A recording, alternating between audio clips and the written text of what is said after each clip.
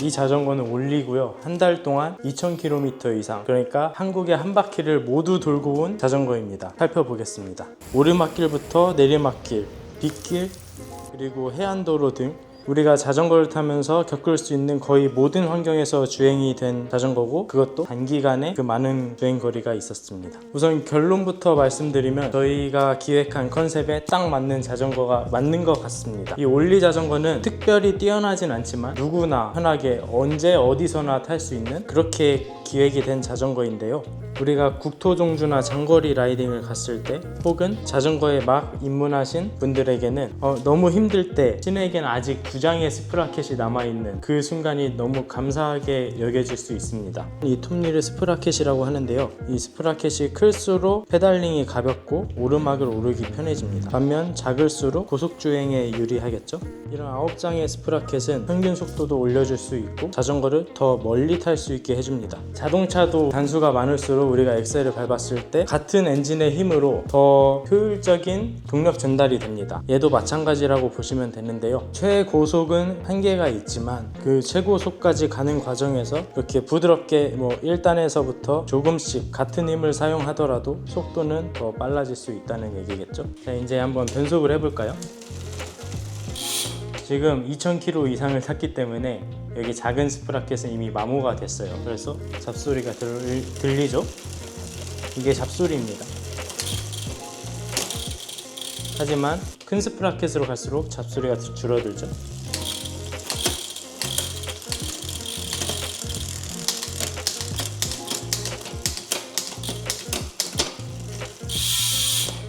자, 2000km가 얼마 되지 않는 것 같지만 사실 대한민국을 한 바퀴 돌 수 있을 정도 거리거든요. 그럼에도 불구하고 이 LTO 구동계는 아직까지도 신뢰성 있는 변속을 보여줍니다.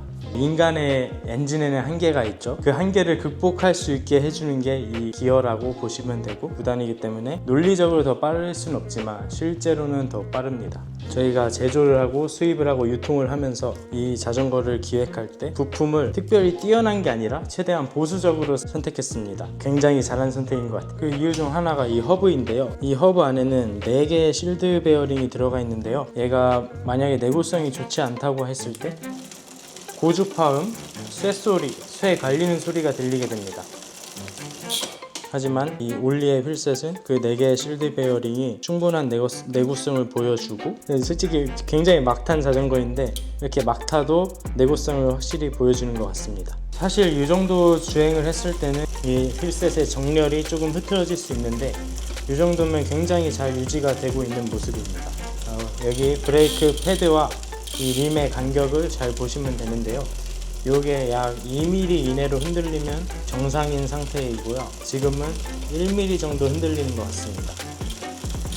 지금 하나의 문제가 발생했는데요, 저희가 이걸 전혀 만지지 않았습니다.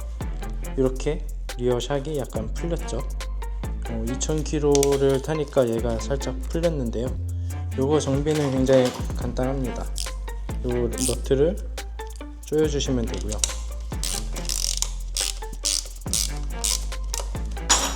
그러면은 얘가 이제 잘 고정이 되죠. 이제 풀리지도 않고, 네, 잘 되었네요. 이 스프라켓 또한 지금 조립 상태가 유격이 전혀 없고요, 흔들어 보면 알 수 있거든요. 그리고 믿음의 KMC 체인을 쓰기 때문에 2000km 동안 끊어지거나 그런 일이 전혀 없었고요, 변속도 지금 잘 되는 상태이죠. 이 크랭크암 같은 경우에도 굉장히 튼튼합니다. 그 이유가 이 알루미늄 크랭크암이 알루미늄을 녹인 홀리 워터를 이제 틀 안에 넣고 크랭크 모양의 망치로 이렇게 눌러줍니다. 그럼 안에 불순물도 빠지고 기계적 특성이 매우 뛰어나게 되거든요. 이런 거는 디자인이 어디에서나 볼 수 있지만 저희가 채택한 이유가 그래야 고장이 안 나고 저희는 일이 편하고, 저희가 일이 편하면 소비자들은 당연히 고장 없이 편하게 자전거를 탈 수 있다는 얘기겠죠. 그래서 이런 크랭크암을 선택했고요. 그리고 타고 다니기만 해서 그런지 이즈휠은 거의 새 거네요. 얘만 거의 새 거예요 지금 상태가. 그리고 사실 가장 중요한 건 프레임이겠죠. 인프레임을 이렇게 앞뒤로 당겼을 때 유격이 전혀 느껴지지 않고요, 정말 전혀 유격이 없는 상태고요. 그분이 뒷무게까지 하면 85kg인데 85kg인 사람이 한 달 동안 2000km를 아주 가혹한 조건에서 탔는데 유격은 전혀 생기지 않았습니다. 또 핸들 푸시트도 볼까요? 유격이 전혀 없습니다. 그리고 뭐 잘 접히고요. 그리고 이런 철제 자전거 특성상 녹의 이슈가 항상 있기 마련이죠. 녹이 있나 한번 보도록 하겠습니다. 와, 여기는 아직 빗물이 남아있어요. 빗물 들어있는 거 보세요. 놀랍게도 이거 진짜 조작이 아니고 진짜 녹이 안 보입니다. 요거는 제가 요 안에 남아있는 빗물 제거하지 않고 보관하고 있겠습니다. 만약에 의혹을 가지시는 분들은 뭐 어떤 첨단 장비든 뭐든 들고 오셔가지고 한번 이게 빗물인지 아닌지 뭐 그런 거 얼마든지 보셔도 되고요. 그리고 이제 저 보러 많이 오셔도 됩니다. 원가는 조금 올라가도 방청 처리를 하니까 이런 데에서 좀 안심이 되네요. 그리고 이 힌지 플레이트 있죠, 이 접이 부분에 이 플레이트 같은 경우에는 소모품이에요. 일반적인 두께감은 이 정도인데요, 한 2배는 아니더라도 한 1.5배 정도? 무게도 그만큼 무겁긴 한데요, 굉장히 튼튼하지만 그럼에도 불구하고 걱정되시면 얼마 안 하니까 1년에 한 번 뭐 그렇게 바꿔주시면 좋지 않을까 싶어요. 얘는 분명히 말씀드리지만 소모품이기 때문에 신경은 써주긴 해야 됩니다. 뭐 그렇기 때문에 얘를 좀 두껍게 만들었다, 그렇게 봐주시면 될 것 같습니다. 아필의 트루인 상태도 한번 볼게요. 이거 정비하셨나? 왜 이렇게 잘 맞지? 이거 거의 신제품 굿인데요.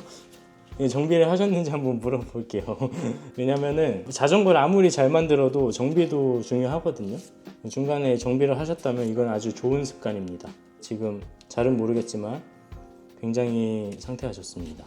그리고 비를 엄청 많이 맞았어요. 이 자전거가 비를 맞으면서 자전거를 타고 그러다 보면 이물질이 이 허브 안쪽으로 들어갈 수 있는데요. 지금 마이크를 좀 가까이 대볼게요. 정말 0.1의 소음도 없습니다. 여기가 좀 마모가 되거나 안에 그리스가 녹는다거나 이물질이 들어가게 되면 여기에 쇠 갈리는 소리가 들릴 수 있거든요. 그래서 지금 굉장히 양호한 상태고요. 아참, 리어 프레임도 중요하겠죠. 이 리어 프레임의 유격은 이렇게 접으신 상태에서 이게 좌우로 흔들어 보면 됩니다. 지금은 유격이 살짝 생겼어요. 0.5mm 정도. 트라이폴의 아버지 브롬톤의 매뉴얼을 따르면은 이 좌우 유격이 5mm 정도 되면 여기 리어 엑셀 이쪽을 정비하게 되어 있습니다. 하지만 지금은 유격이 생기긴 했지만 정비가 필요한 시기는 아니에요. 뭐 이렇게 숨김없이 말씀드리는 이유가 정비가 필요한 부분을 확실히 알고 계셔야 되니까 뭐 모르고 계셨을 수도 있기 때문에 말씀을 드려봤고요. 결과적으로 이 프레임에 대한 신뢰도는 저는 이런 테스트를 통해서 저희도 더 맘 놓고 소개를 해드릴 수 있고 맘 놓고 판매를 할 수가 있을 것 같아요. 이 자전거는 저희 비올리에 박제를 해두겠습니다. 이 상태 그대로 어느 하나 손대지 않고 박제를 해두도록 하겠습니다. 이 페달은 주인에게 돌려줘야겠죠. 이게 저희가 만든 완성차의 취지였고 그거에 부합해줘서 너무 기쁜 하루네요. 참고로 이 실험을 대신 진행해 주신 분은 강철부대 SSU 팀장님 정성훈 님이시고요. 배낭을 메고 여행을 했는데 85kg 정도 되고요. 85kg인 분이 이렇게 주행을 한 거고 저희 대신 이런 좋은 테스트를 진행해 주셔서 그리고 또 뭐 기부도 하셨고 되게 좋은 일 많이 해주셔서 감사 말씀 드리고요. 저희 자전거를 좀 믿고 구매해도 괜찮다라고 이제 뭐 자신 있게 보여드렸기 때문에 말씀드릴 수 있습니다. 저는 MBTI T가 90%입니다. 그렇기 때문에 눈으로 보여드리고 데이터가 있을 때 좀 더 자신있게 말씀드리고 다음에는 다른 자전거를 또 테스트를 해봐야겠죠. 대신 테스트를 해주실 분을 찾고 있습니다. 사실 계획은 없었는데 뭐 필요하시다면 연락 주십시오. 자전거 빌려드릴게요. 대신 2,000km 타셔야 됩니다. 한 달에. 이게 좀 녹슬었다 이런데 진짜 비 맞고 탔으니까 여기 안 쓸 수가 없지.